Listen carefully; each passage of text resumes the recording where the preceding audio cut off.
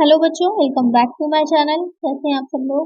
आप लोग की हमारे अकाउंटेंट की क्लासेस चल रही थी, जो आप लोग का एकलव्य मॉडल रेजिडेंशियल स्कूल है, उसमें जो अकाउंटेंट वैकेंसी आई थी उसकी क्लासेस चल रही थी। तो इससे पहले भी मैं काफ़ी वीडियोस अपलोड कर चुकी हूँ। आज की वीडियो में भी आपके टैक्सेशन से रिलेटेड क्वेश्चन रहेंगे। वीडियो को शुरू करते हैं, लेकिन शुरू करने से पहले आप लोग देखते हैं सब्सक्राइब नहीं करते तो सब्सक्राइब जरूर किया करिए और वीडियो को लाइक भी किया करिए।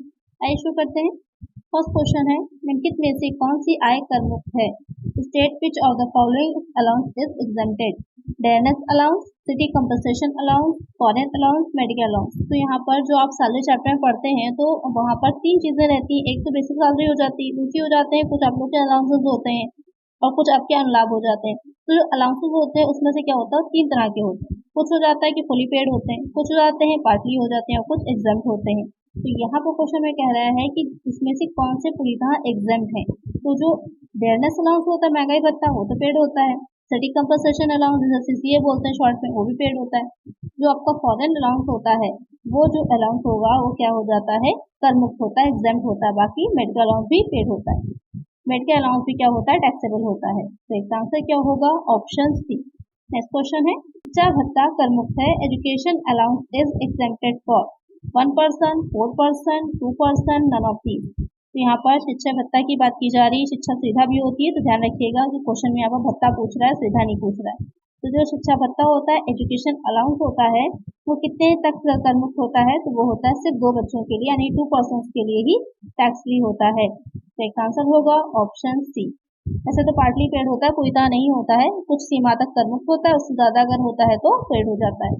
नेक्स्ट क्वेश्चन है, एक सरकारी कर्मचारी को गत वर्ष में 1,20,000 रुपए वेतन तथा 10,000 रुपए मनोरंजन भत्ता मिला।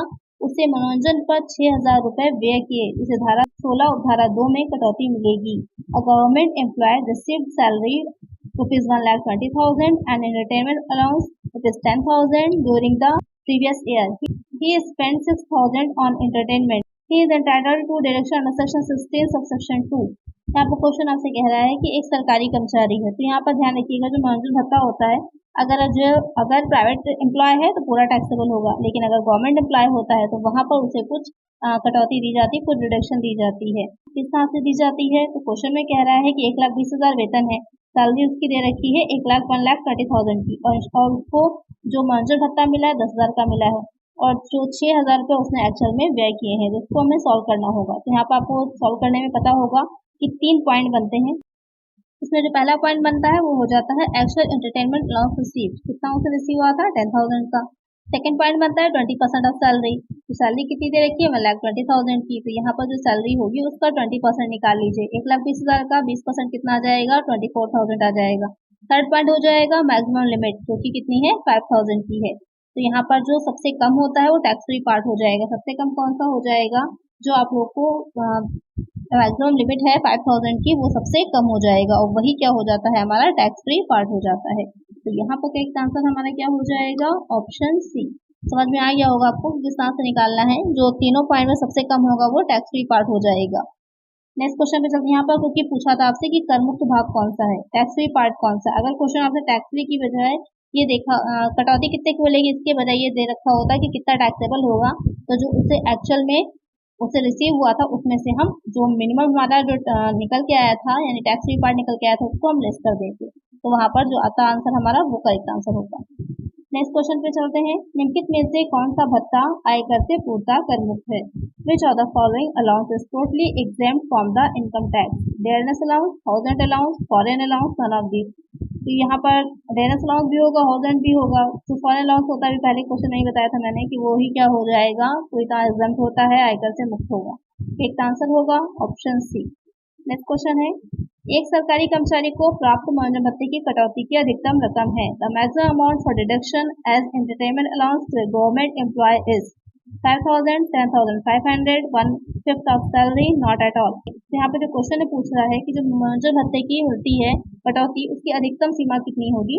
अभी इससे पहले जो क्वेश्चन मैंने सॉल्व करवाया था वहाँ पर आपको बताया ही था कि 5,000 क्या होती है, मैक्सिमम लिमिट होती है। तो यहाँ पर एक आंसर वही हो जाएगा आपका 5,000। एक आंसर होगा ऑप्शन ए। नेक्स्ट क्वेश्चन है, सकल वेतन में से कटौती मिलती है। Reduction allowed from gross salary, professional tax, entertainment tax, income tax, insurance premium. यहाँ पर जो आप लोग का सकल वेतन होगा, ग्रॉस सैलरी होती है, उसमें से किसकी कटौती मिलती है? व्यवसाय कर की, मार्जिन कर की, आय कर की या फिर बीमा प्रीमियम की। उसमें जो कटौती मिलती है वो हो जाती है प्रोफेशनल टैक्स की। जो प्रोफेशनल टैक्स होता है उसकी डिडक्शन मिलती है। तो इसका आंसर हो जाएगा ऑप्शन ए। नेक्स्ट क्वेश्चन है, वेतन में शामिल है salary includes wages, pension, commission on sale, all of these. Salary में क्या चीजें आती है? तो सैलरी में तीनों ही चीजें आती हैं, वेजेस भी आती है, पेंशन भी आती है, कमीशन ऑन सेल भी आता है। इसका आंसर होगा ऑप्शन डी। नेक्स्ट क्वेश्चन पे चलते हैं। वेतन में शामिल होते हैं salary include cash received, exercise, profit in लिeu of salary, all of these. तो क्वेश्चन में कह रहा है कि जो सैलरी होता है उसमें क्या क्या चीजें शामिल होती हैं? नगद प्राप्तियां भी आती है, अनुलाभ भी आता है और वेतन के स्थान पर लाभ भी आता है। तो तीनों ही चीजें इंक्लूड हो जाएंगी। तो इसका आंसर होगा ऑप्शन डी। नेक्स्ट क्वेश्चन है, मनोरंजन भत्ते की छूट मिलती है। Deduction for entertainment allowance is availed by government servant, non government servant, both A and B, none of these.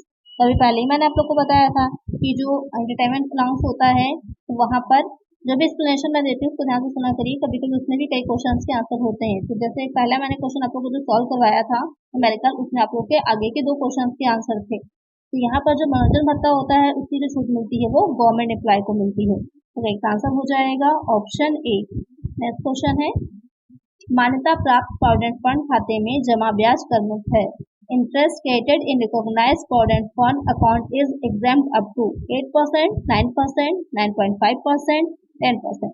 Question में कह रहा है कि जो मान्यता प्राप्त प्रोविडेंट फंड होता है, रिकॉग्नाइज्ड प्रोविडेंट फंड होगा, तो उसमें जो भी राशि जमा होती है, जमा होता है, जो उसमें इंटरेस्ट मिलता है वो किस सीमा तक कर मुक्त होता है। आप क्वेश्चन सॉल्व करते हैं तो वहाँ पर देखते होंगे कि एक सीमा तक जो होगा टैक्स फ्री होता है, उसके अबव जितना होता है उसको टैक्सेबल में पार्ट में डालते हैं, हम लोग शामिल करते हैं, जो उसकी इनकम फ्रॉम सैलरी से निकाल रहे होते हैं टैक्सेबल इनकम। तो वहाँ पर कितना हो जाता है 9.5% तक इंटरेस्ट रेट जो होता है 9.5% तक होता है, वहां तक उसकी कटौती मिलती है, कर मुक्त होता है। तो इसका आंसर क्या हो जाएगा ऑप्शन सी। नेक्स्ट क्वेश्चन है, सरकारी कर्मचारी के अवकाश ग्रहण करने पर कर मुक्त है। On retirement of government employee exemption is available on commuted value of pension, amount of gratuity, encashment of earned leave, all of these. तो क्वेश्चन में कह रहा है कि कोई गवर्नमेंट एम्प्लॉय है, तो यहाँ पर क्वेश्चन जब से सॉल्व किया करिए तो ध्यान रखिएगा कि गवर्नमेंट एम्प्लॉय या फिर प्राइवेट एम्प्लॉय, क्योंकि दोनों के लिए रूल अलग अलग होते हैं। तो यहाँ पर कोई गवर्नमेंट सर्वेंट है जो कि रिटायर्ड हो रहा है, तो उसको जो भी राशियां मिल रही है, ग्रेजुटी है या फिर अर्न लीव है या फिर जो पेंशन की पूरी एक साथ कमिटेड वैल्यू है, तो वहां पर कौन सी राशि जो होती है वो कर मुक्त होगी। तो तीनों ही क्या होती हैं, वो टैक्स फ्री हो जाएंगी क्योंकि वो गवर्नमेंट एम्प्लॉय है। तो एक आंसर होगा option D, all of the. Next question है, निजी चिकित्सालय बिलों की प्रतिपूर्ति कर मुक्त होती है। Reimbursement of medical bills of a private hospital is exempt up to 8,000, nil, 20,000, 25,000। यहाँ पर क्वेश्चन में कह रहा है कि किसी निजी चिकित्सालय में कोई प्राइवेट हॉस्पिटल जहाँ पर मेडिकल सुविधाएं ली गई है, मेडिकल फैसिलिटी ली गई है, तो वहाँ पर जो उनको बिल है उसमें कितनी उसको कर मुक्त होगा, कितने की छूट मिलेगी। तो कोई भी छूट नहीं मिलेगी। तो इसका आंसर होगा ऑप्शन बी, नील। नेक्स्ट क्वेश्चन है, मकान किराया भत्ता house rent allowance is fully exempted, exempted to a certain limit, exempted in big cities, exempted for government employees। तो मकान किराया भत्ता जो होता है वो क्या होता है, एक सीमा तक कर मुक्त होता है, फुली टैक्सेबल नहीं होता, ना ही फुली जो है एग्जाम्प्ट होता है, एक सीमा तक कर मुक्त होता है। तो उसको निकालने का भी फॉर्मूला होता है। कौन फॉर्मूला हो जाता है, एक्चुअल एचआर रिसीव हो जाएगा पहला पॉइंट, दूसरा पॉइंट बन जाता है rent paid minus 10% of salary, और तीसरा पॉइंट बनता है 50% ऑफ सैलरी या फिर 40% ऑफ सैलरी, वो डिपेंड करता है कि सिटीज पर। तो यहाँ पर उसके बाद जो सबसे कम होता है अमाउंट वो हो जाता है इन द अबव, यानी कि तीनों में से जो कम होता है वो हो जाता है टैक्स फ्री पार्ट। और टैक्सेबल कैसे निकालते हैं, जो भी हमारी दे रखा होता है कि एक्चुअल जितना हमको रिसीव हुआ है एचआर उसमें से हम टैक्स फ्री पार्ट को लेस कर देते हैं, तो हमारा टैक्सेबल आ जाता है। ध्यान में रखिएगा, जो मैंने अभी बताया क्वेश्चन इससे भी बन सकता है, तो वहां पर आपको आंसर समझ में आ जाएगा। यहाँ पर क्या होता है, exempted to a certain limit. तो एक आंसर होगा ऑप्शन बी। नेक्स्ट क्वेश्चन है, एक कर्मचारी को ग्रेजुटी प्राप्त नहीं होती है तो उसे प्राप्त एक मुफ्त पेंशन कर योग्य होगी। The commuted pension in case the employer doesn't get gratuity shall be taxable 1/3 of total pension, 2/3 of total pension, 1/4 of total pension, 1.5 of total pension. तो क्वेश्चन में कह रहा है कि कोई एम्प्लॉय है जिसे ग्रेजुटी नहीं मिल रही है, तो वहां पर जो उसे पेंशन मिल रही है, एक मुश्त राशि मिल रही है, उसमें से कितनी टैक्सेबल होती है। तो अगर उसको पेंशन नहीं मिलेगी तो 1.5 होती है, 1/2 भाग जो होता है वो कुल पेंशन का क्या हो जाता है, कर योग्य होता है। तो इसका आंसर होगा ऑप्शन डी। और अगर उसे ग्रेजुटी मिल रही होती तो वहां पर कितना हो जाता है, 1/3 किया जाता है वहां पर। नेक्स्ट क्वेश्चन है, गैर सरकारी कर्मचारी जो कि ग्रेजुटी भुगतान अधिनियम 1972 के अंतर्गत आते हैं, उनके लिए कर मुक्त ग्रेजुटी की अधिकतम राशि क्या है? In the case of non government employees covered by the payment of gratuity act 1972, what is the maximum amount of gratuity exempt from tax? 10 lakh, 2,50,000, 20 lakh, 5 lakh। Question में कह रहे हैं कि जो ग्रेजुटी भुगतान अधिनियम 1972 है, कोई गैर सरकारी कर्मचारी है। यहाँ पर इनकम टैक्स में पूरा आप एक चीज का बस ध्यान रखिएगा कि सर्वेंट कौन सा है, गवर्नमेंट है या प्राइवेट है, क्योंकि दोनों के लिए ही रूल चेंज हो जाता है। यहाँ पर क्या है, गैर सरकारी कर्मचारी नॉन गवर्नमेंट एम्प्लॉय यानी कि प्राइवेट एम्प्लॉय है और वो ग्रेजुटी भुगतान अधिनियम 1972 के अंदर आ रहा है, तो वहां पर जो उसकी अधिकतम सीमा हो जाती है, जो मैक्सिमम लिमिट होती है, वो क्या होती है, वो हो जाती है 20 लाख यानी कि 20 लाख। तो इसका आंसर होगा ऑप्शन सी। नेक्स्ट क्वेश्चन है, एक सरकारी कर्मचारी को प्राप्त ग्रेजुटी की रकम होती है। Gratuity received by government employ is fully exempted, partly taxable, fully taxable, exempted up to 10 lakh. तो यहाँ पर क्वेश्चन में कह रहा है कि जो गवर्नमेंट एम्प्लॉय है, तो गवर्नमेंट एम्प्लॉय को बहुत सी सुविधाएं मिलती है, बहुत फैसिलिटीज मिलती हैं, इसीलिए सब लोग कोशिश करते हैं कि गवर्नमेंट एम्प्लॉय बन जाए, तैयारी करते हैं। आप लोग भी कोशिश करिएगा, अपनी तैयारी रखिएगा ग्रेजुएशन के साथ साथ आगे किसी भी कंपटीशन की। आजकल तो वैसे काफी डिफिकल्ट है लेकिन इम्पॉसिबल नहीं है, कंपटीशन ज्यादा है, लेकिन अगर आप अभी से मेहनत करेंगे तो उस कंपटीशन को आप बीट कर सकते हैं। तो कोशिश करिए, आगे जो भी लाइन में आप जाना चाहते हैं उसकी तैयारी आप अभी से शुरू करिए। तो यहाँ पर जो क्वेश्चन में कह रहा है कि सरकारी कर्मचारी को कितनी रकम होती है, तो उससे पूरी तरह से एग्जेम्प्टेड होती है, पूरी एग्जेम्प्टेड है। तो एक आंसर हो जाएगा ऑप्शन ए। नेक्स्ट क्वेश्चन है, मुफ्तकालीन सेवाओं के बदले में समय समय पर मिलने वाली राशि को कहते हैं। The periodic payment of money for the past services known as pension, committed pension, gratuity, none of these. यानी कि जो पहले हमने सर्विसेज दी थी उसके लिए अब हमें टाइम टू टाइम जो भी अमाउंट मिल रहा होता है तो क्या कहलाता है, तो आपको पता ही होगा, पेंशन कहलाता है। आपके घर में जो पहले के लोग होंगे जो कि गवर्नमेंट सर्विस में थे, तो उनको अभी पेंशन मिल रही होगी। अब तो खैर गवर्नमेंट ने पेंशन समाप्त कर दी है, पेंशन खत्म कर दी है, लेकिन पहले के जो टाइम के लोग थे उनको अभी भी पेंशन मिल रही है, तो वही हो जाती है पेंशन। तो एक आंसर हो जाएगा ऑप्शन ए। आय के विभिन्न शीर्षकों का योग कहलाता है। Sum of various heads of income is called gross total income, taxable income, adjusted income. तो इससे पहले की वीडियो में हमने पढ़ा था कि रेजिडेंशियल स्टेटस किस तरह से देखा जाता है, किस तरह से निकाला जाता है किसी व्यक्ति का, कि कोई व्यक्ति किसी भी ईयर में, किसी असेसमेंट ईयर में भारत में निवासी है या नहीं है, रेजिडेंट है या नहीं है। तो अब जो है ये आगे हम देखते हैं कि उसकी किस आय पर जो होता है टैक्स लगाया जाता है।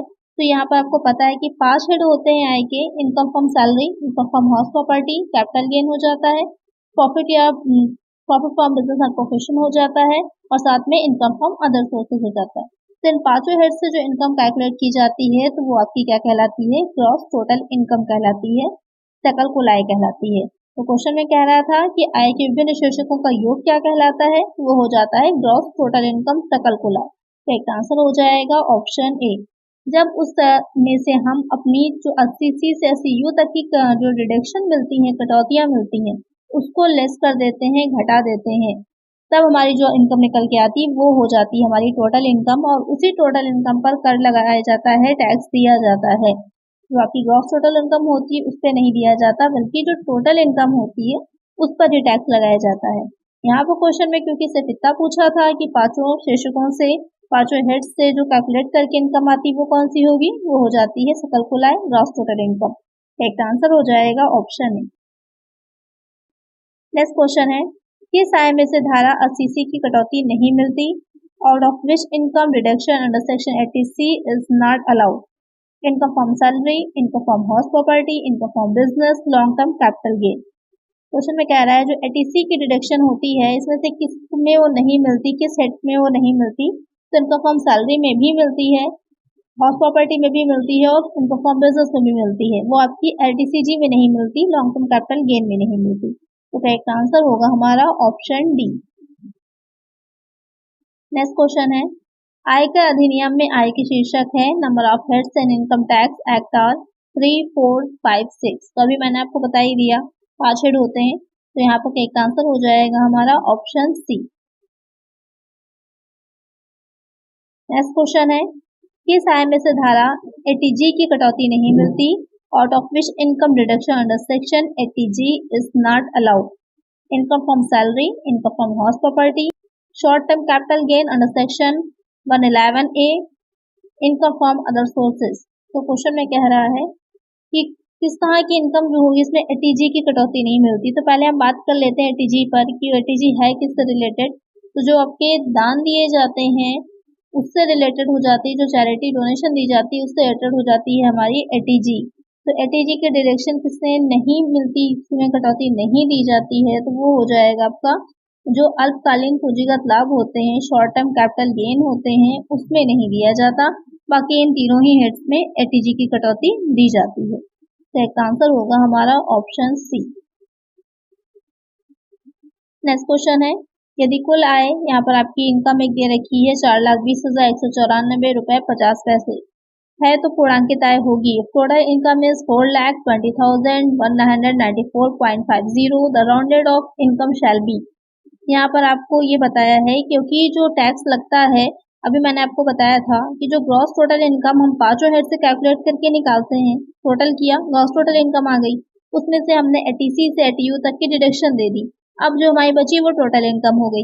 अब टोटल इनकम जो होती है वो जरूरी नहीं है कि एग्जैक्ट आपका पूरा राउंड ऑफ अमाउंट में निकले, जैसे 4,20,000 या 4,25,000 इसी तरह से निकले। हो सकता है वो आपका जैसे कि इस क्वेश्चन में दे रखा है निकले, तो वहां पर हम राउंड ऑफ करते हैं क्योंकि जो टैक्स लगाया जाता है वो आपकी राउंड ऑफ इनकम पर ही लगाया जाता है। तो यहाँ पर उसे पूर्णांकित कैसे किया जाएगा ये क्वेश्चन में पूछ रहा है। तो 4,20,194 जो है वो पूर्णांकित होकर राउंड ऑफ होकर कितना बनेगा। तो यहाँ पे एक चीज का ध्यान दीजिएगा, जो 5 से अगर ऊपर दे रखा होता है तो उसको राउंड ऑफ कर दिया जाता है, अगर 5 के ऊपर नहीं दे रखा होता तो उसे राउंड ऑफ छोड़ देते हैं, नहीं करते हैं। तो यहाँ पर आपका क्योंकि 4,20,194.50 दे रखा है तो उस 50 पैसे को हम छोड़ देंगे, वो जीरो हो जाएगा। और उसके बाद का भी जो अंक है वो भी क्या है, 5 से कम है, तो उसको भी आप छोड़ देंगे। तो जहाँ पर राउंड ऑफ होकर जो इनकम आएगी, तो यहाँ पर राउंड ऑफ होकर जो इनकम आएगी वो हो जाएगी हमारी 4,20,190 रुपए। तो इसका आंसर हो जाएगा ऑप्शन सी। नेक्स्ट क्वेश्चन है, कौन सी आय को पूर्णांकित किया जाता है। Which income is rounded off, gross total income, total income, A and B, both, none of this. तो अभी मैंने आपको समझा ही दिया कि कौन सी इनकम राउंड ऑफ की जाती है, जो टोटल इनकम होती है, कुल आय होती है। तो इसका आंसर होगा हमारा ऑप्शन बी। आज की वीडियो में इतना ही। अगर वीडियो अच्छी लगी है तो लाइक जरूर करिएगा और चैनल को सब्सक्राइब करिएगा और फ्रेंड्स वीडियो को शेयर भी कर दीजिएगा। मिलते हैं नेक्स्ट वीडियो में कुछ और नए क्वेश्चंस के साथ। Thank you.